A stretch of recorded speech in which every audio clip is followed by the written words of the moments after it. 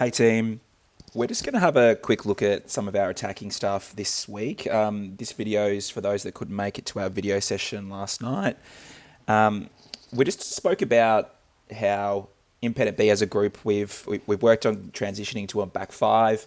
Our midfield have worked on how they want to work together, and we're really good at getting the ball to our AM or our right half. But every time we sort of approach the 25, we break down a little bit. So we're hitting, once we hit these areas on the field going this way, we're breaking down. So we're going to look at why and how we're going to go about fixing that, and how we actually want to work as a striker group going forward, and as a team, how do we want to enter the circle and where do we want to enter the circle. So a couple of things first is we'll have a look at on this diagram. But this is our...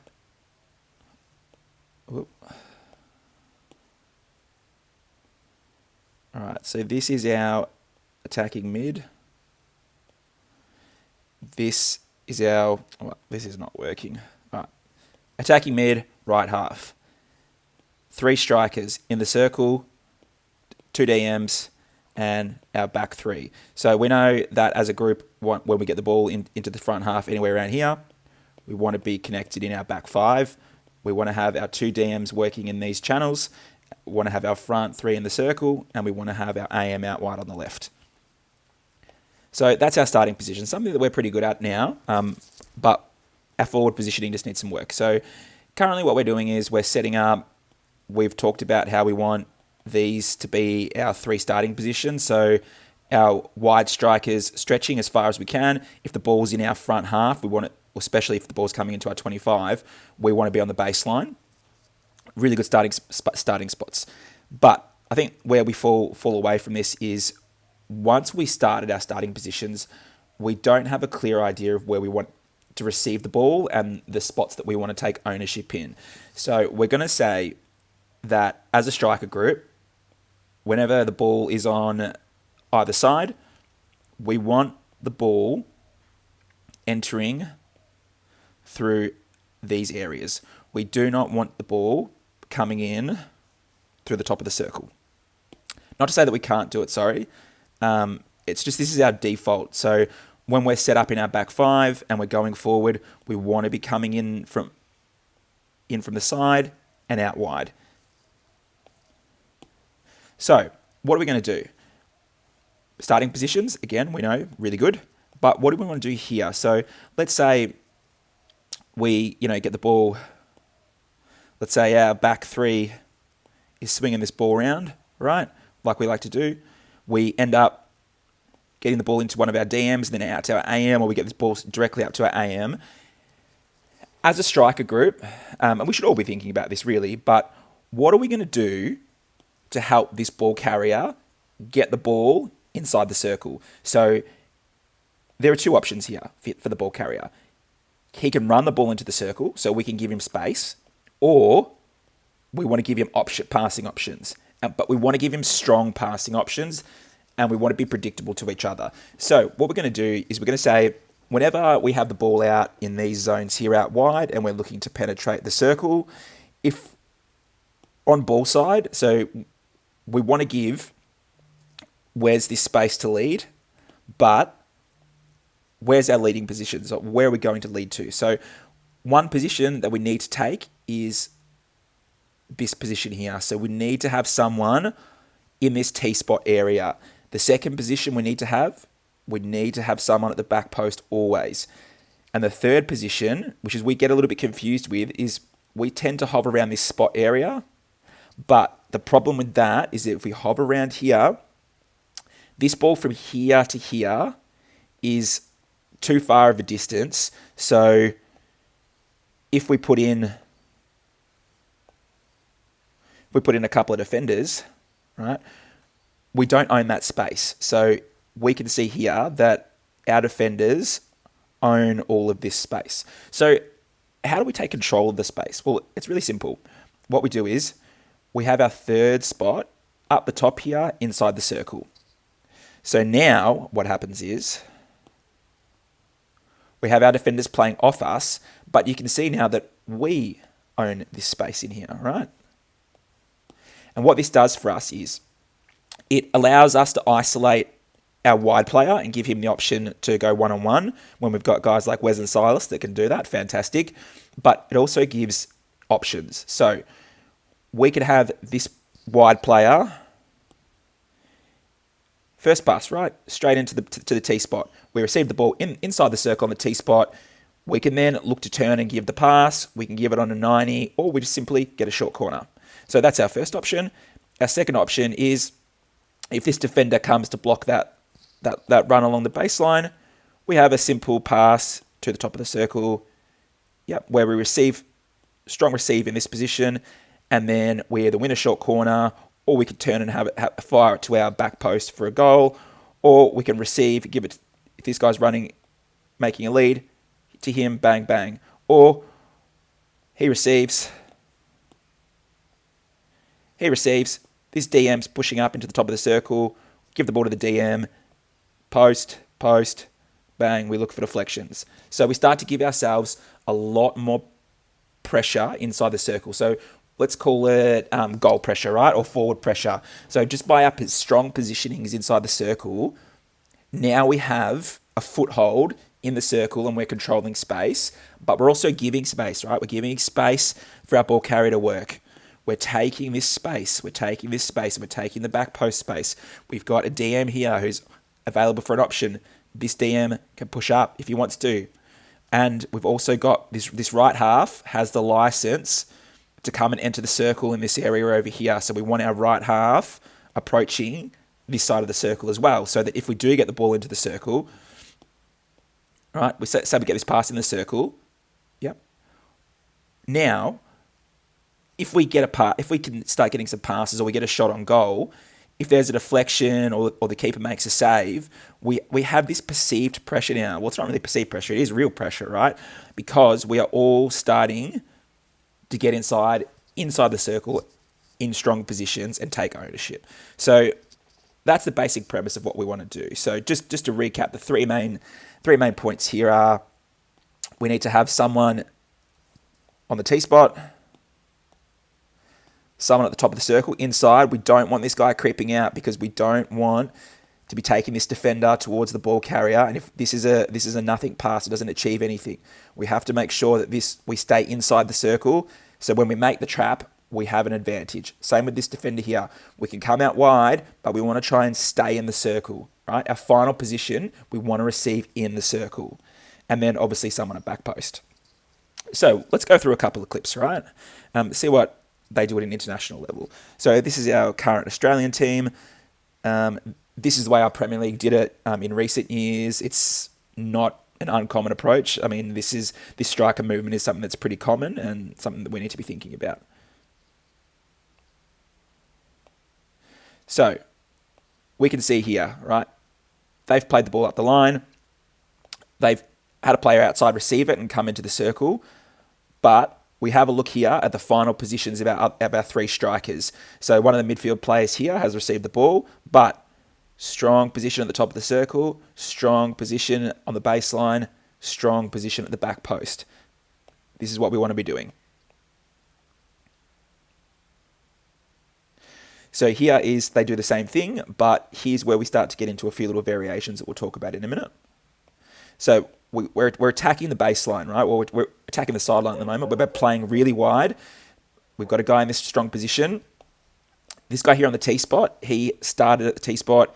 He's let out. He's becoming out because he wants to be an option. But what he's doing is he's timing his movement here because he is waiting for this player to receive the ball and run baseline, and he's going to clear it for him. So we have a look here. Ball back. This guy's in a really good position. He's deep. He wants to make that baseline run. So this guy sucks the defenders. They open up that play. But the important thing here is that this guy here, he's left the T-spot to come a little bit higher, and he's left the baseline channel for the other player to run into. So we see here, boom, he receives the ball. Because this guy is vacated, he's started here. He's done the clearing run out, which is really good. But now it's really important that this player tracks on a parallel line, because as we hit the circle, we want to hit the 90-degree pass. So we go, gets the ball here, and he pops it in straight away. He's not looking for this big ball across because we have a look at all the space that the other team are controlling, but it's a simple little dump on the 90, bang, short corner. So that's a variation to what we want to do, is that we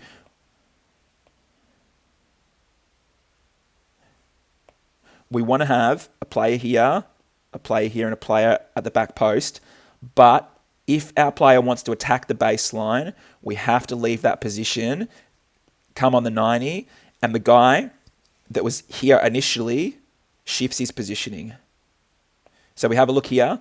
This guy knows that he's got the 90 option, so now he's pushing towards the goal mouth and adjusting his lines.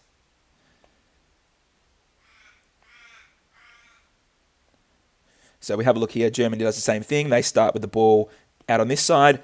So we know that they should have two players on this side and one at the back post. So we receive here. And then we have a look here. So because they started on this side, they've got strong presence at the top of the circle, strong presence on the baseline, back post. They have a midfielder who stepped up into this position. Really good. This guy doesn't receive it. He lets it go. They receive the ball here in a really strong position. End up getting the penalty corner. So this is something that we want to do as a group. If we have a quick go back to here, let me reset this.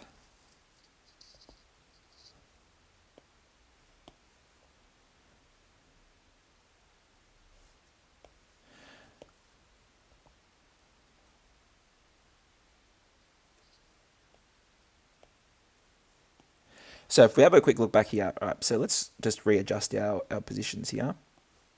Just get the defenders out for the minute.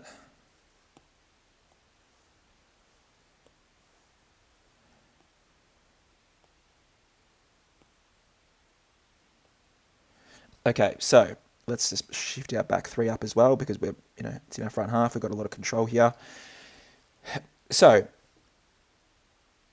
the variations to this are, if this ball carrier wants to run at the circle, that's okay too. We want to be dynamic. So this isn't always going to be a pass. There are times where this ball carrier is going to move with the pill. So if he moves to the baseline and he wants to do the baseline run, this guy has to shuffle across this direction. So we've got to move across. And this guy has to come out on the 90 to free up the baseline so that our AM or whoever it might be on that side has the space to move, right? So we get into a position like this where instead of being on the baseline still and crowding space, we pop out onto the 90 so that as he comes in here, we can throw the ball on the 90, and then we've got options for back post deflection, win a short corner, or even to our other striker and goal. But we're in really strong positions here. We're creating pressure in the goal mouth. The second variation to this is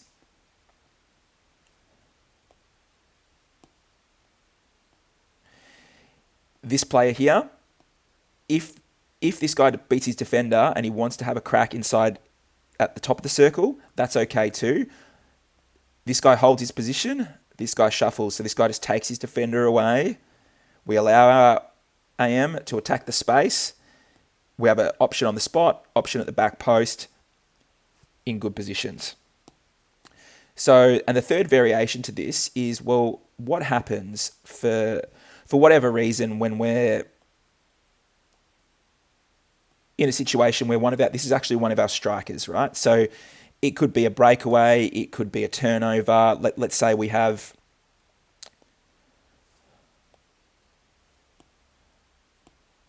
our two DMs, but we're still stuck in a back four sort of situation. We don't have that extra player. Our strikers come out, receive the ball up the line, right? Let's say our AM is still, so this is our AM, let's say he's still working up the ground. So what do we do as a striker group here? If our striker receives it on the outside in any phase of play and we only have two people in the circle, we always have to have someone at back post. So someone has to get to the back post. That's a non-negotiable. And then this player picks a position. So he either picks the baseline or he picks the top of the circle. When we do that, the ball carrier, being the striker, then has the license to attack whichever spot we aren't occupying. So if we take this position at the top of the circle, then our striker has the license to attack the baseline.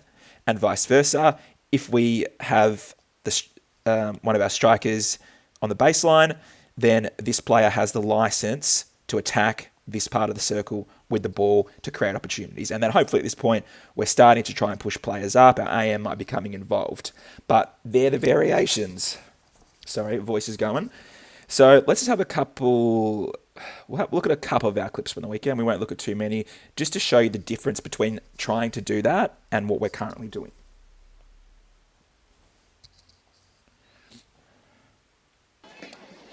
Okay, so we've started with the ball at our fullback. We know here that we've taken a 16 so we've got back four, we've got two DMs, and our AM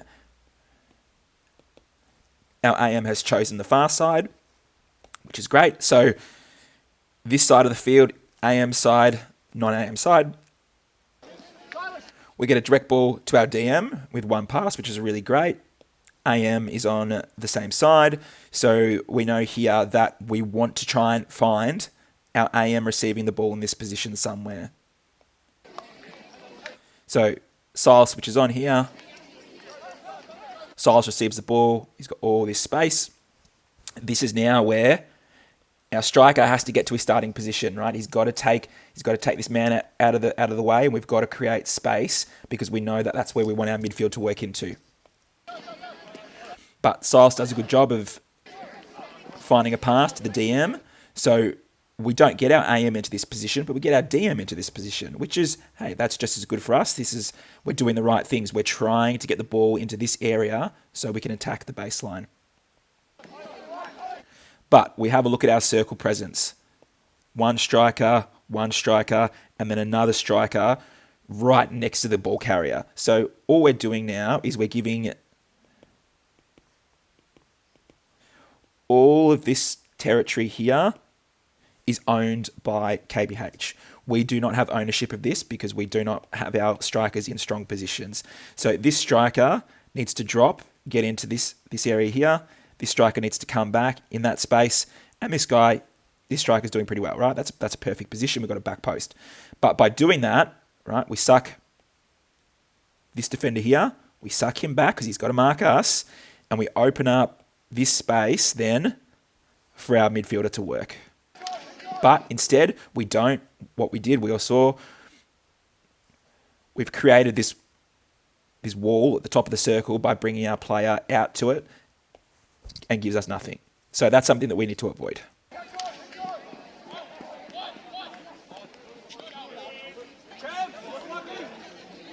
So here's another good play. Cam taking the quick 16 from here. Recognise that we've got an AM throwing the ball overhead. Fantastic. If we can get the AM first time, why not? So we've got all this space to work with. AM's on ball. Where do we want to approach the circle? So like we talked about, we don't want to approach the circle. Let's draw it in red. We don't want to approach the circle here, okay? It's not to say that we can't if we get a turnover, if we're setting up in our press like we like to with our front six. If we receive a turnover, in this zone here, in our turnover zone, we might pop out and we might attack the top of the circle on a counter. That's okay. But when we're coming out of defense and we're set up in our structure, we know that we want to be attacking in this space here, out wide. So this is what we've been doing a lot of. So we come towards the top of the circle. The ball carrier here has come inside straight into a brick wall instead of taking the space out wide. So the first thing is that we want our attacking mid playing wide. The second thing is, let's have a look at our striker positions, right? All we have done here is create a brick wall at the top of the circle so that this pass cannot go anywhere, right? We don't want to be attacking through the top, and we don't want to be creating this brick wall scenario. So how do we fix it? Well, simple as before. We got a strike here at the top of the circle. This is a really good position from our first striker. But I think this is Alan here. Got to get out here to the baseline. So we've got one position, two positions, and then someone has to get to the back post. So this guy's all the way back. This guy's getting to his spot. We have to get to these 3 spots quickly. If we do that, what we do here is we suck this defender all the way out, right? This guy's going to be man mark. Oh, this guy's ball watching, is playing as a sweeper, so that's fine. But if we have a look, they've only got 2 defenders in the circle. We've got 3 strikers. So if we had gotten to our positions here, he's probably marked. So he's probably going to stay being marked. Alan might be marked. This guy might follow Alan. But if this striker goes, all of a sudden we've got a guy on the back post free. So if we start to play wide and come in from the side, there's almost a big hit into the circle for a deflection, or if we can find one of these two, a quick pass out to the back post for a goal. But we create this brick wall through poor positioning, and our midfielder tried to force it through. If we do this, if we continue to try and force the ball through and not have strong positions in our circle, we're going to make it really hard for ourselves to score.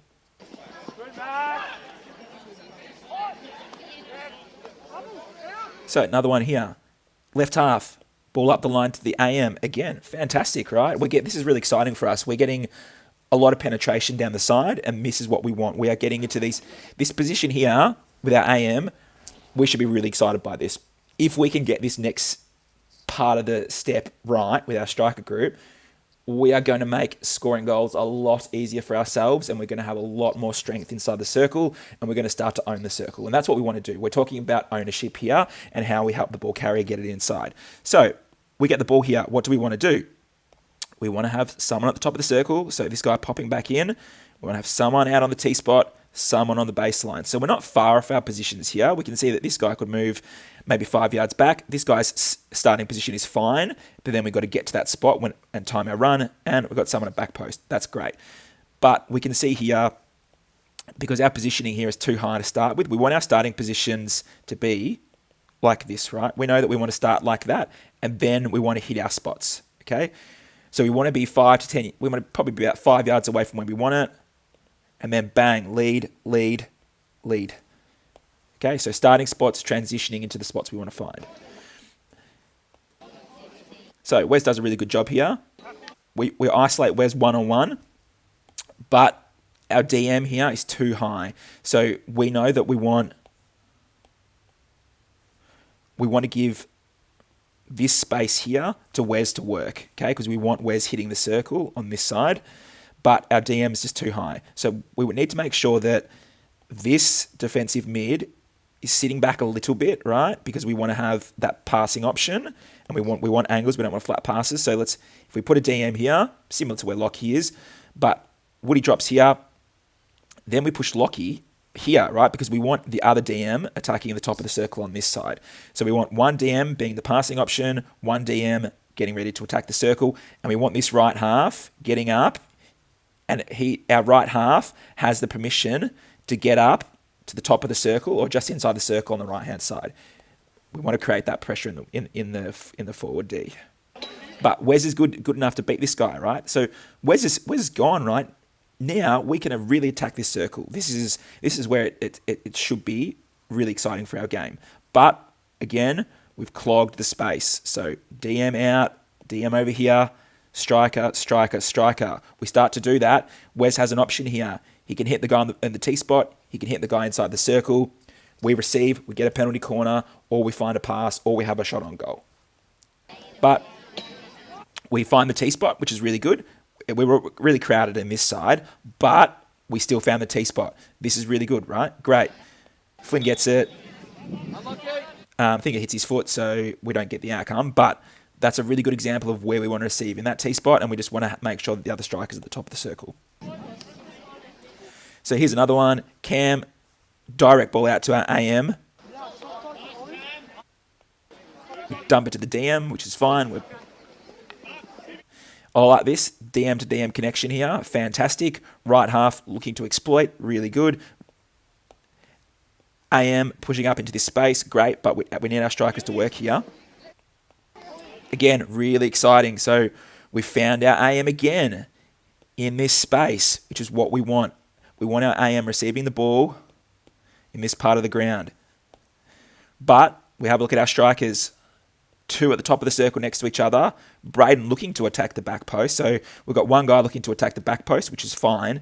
But our striker positioning here needs to improve. Alan is in a really good position here, but Flynn has to drop. Flynn's got to be on the T spot, because if this AM is able to make this arcing run, he's got Alan on the post up here. If we can hit Alan on the post up, fantastic. But because our other striker's high, we've got his defender is here with him. If our AM pushes, this guy might come and approach for the tackle, or if we try and pass, he can have a little dip at it. So we need to take him out and away and control the baseline. And because we're crowding there, this ball isn't on. So hey, it is what it is, but a really good overlap here by our DM. That's what we want. Our DM surges. So Woody stayed deep and he timed his run that time, which is really good. We're just got to make sure, I think this might be Ben here, a license to get across this side. So Woody now receives the ball. If we had had our DM controlling this channel, pushing into this space, we might have had a DM to DM ball and a DM having a shot. But we just break down a little bit on the trap. That's fine. So we're doing some things well, but if we can get everybody doing their position well, working together to create space for each other and work this way, it's just going to give ourselves way more opportunity to have scoring shots. So let's have a look at a couple of 9am side ones. So we've got Shetty with the ball here. Shetty recognises that all the space is out on this side. We've got our 2 DMs here. AM's on this side, which is okay. Striker. Oh, actually, sorry, these are our 3 strikers. 2 midfield players. I'm not sure where our 3rd midfield is at this point, but Shetty recognises. Oh, there he is. Where's behind his player? So Shetty recognises that we've got all this space, right? So throws that ball across the ground. Fantastic. Hitting a DM in this much space is, real win for us. So now what do we want to do with it? Well, we've started on this side. So if we've started with the ball on this side, we know that we want to attack the opposite side. That's something that we should be thinking about doing pretty much every time. If we have the ball out here on a free hit and we've committed KBH or whoever it is to this side of the ground, we want to attack the opposite side and come in from the baseline on the opposite side. So we get the DM involved. Wes or Silas, can't tell who it is, makes a really good run, and the DM gives this ball, again, really exciting, out to that left side. It's Wes, actually. So Wes receives the ball here. Unreal. If we can get Wes receiving a ball one-on-one with all this space to work in, we are going to be really damaging to a lot of teams in this competition. So we do that part well. And what we do here is what we talked about with our variation. So Flynn's coming forward, which is okay because this is a strong position at the top of the circle. But this is where Wes needs to recognise here that we don't have a striker on the baseline. So this is where Wes has the license to attack that baseline whilst this attacker comes and controls the top. So that's something that we need to be mindful of, that for Wes and Silas or Braden when he's playing that AM position, if there's no one on the baseline, we got to attack it. Yeah, we don't want to stop here and just try and force it through the top of the circle. We got to attack the free space. But we don't get an outcome because we get stuck in. Wes gets stuck in 2 minds here, where he doesn't take the baseline, even though that's where the space is, and he tries to cut in one-on-one with this guy and get a foot. Doesn't pay off. But even though we're not in our position, we've still got the ball in the circle and we've still got an opportunity to score a penalty corner. So we've got the start of it really well. We're really good at getting the balls to our AM in this position. Now it's about our positioning in the circle and getting these right so that we can have a lot more presence in the circle, right? We need to take ownership. All right, we won't watch any non-AM side stuff. That's enough for now. If you guys can have a think about this, especially for the striker group, this is what we want to be practicing on the weekend. We need to be getting to these 3 spots, and we need our AM to be tackling that space and working with the front 3. I'll leave it with you. I'll see you boys on the weekend. Thanks, guys.